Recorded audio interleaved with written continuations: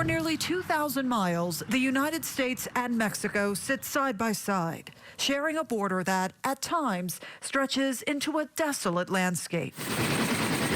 Scripps News traveled to one section of the border in Arizona with the U.S. Army on a Black Hawk helicopter to see for ourselves the military's new mission within the Joint Task Force Southern Border. Their mission is to support Customs and Border Patrol in controlling the U.S. southern border and preserving the territorial integrity of the United States. In a remote section of the border in southern Arizona, we saw this. It's a Stryker, a military personnel carrier that is usually armed and deployed to war zones.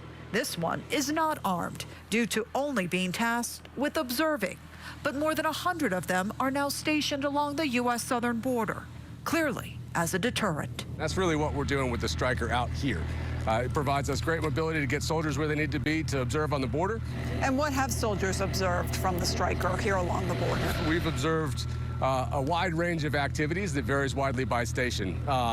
Mostly it's individual or small groups of illegal immigrants coming across the border. That's primarily what we've been able to observe so far. And observation is all they've been doing so far.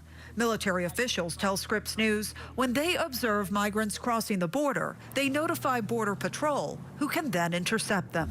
What happens when migrants see this vehicle? Do they run from you guys? A good portion of what we've observed is what we call turnbacks. Migrants who are detected while crossing the border, they either cease activity or they go back across before there's any interaction. It's a bit more intimidating than a regular SUV that Border Patrol might have. That's fair to say, ma'am.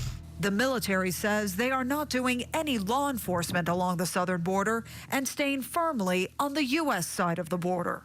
This despite the fact that military officials tell Scripps News they've seen drones operated by Mexican drug cartels that are observing U.S. military personnel along the border. We are privy to significant reporting on that. That is of significant interest to us because we're operating aircraft in the same area. We are observing, we are monitoring, and then we are passing those observations directly to Customs and Border Patrol. A mission strictly of observation, they say, for now.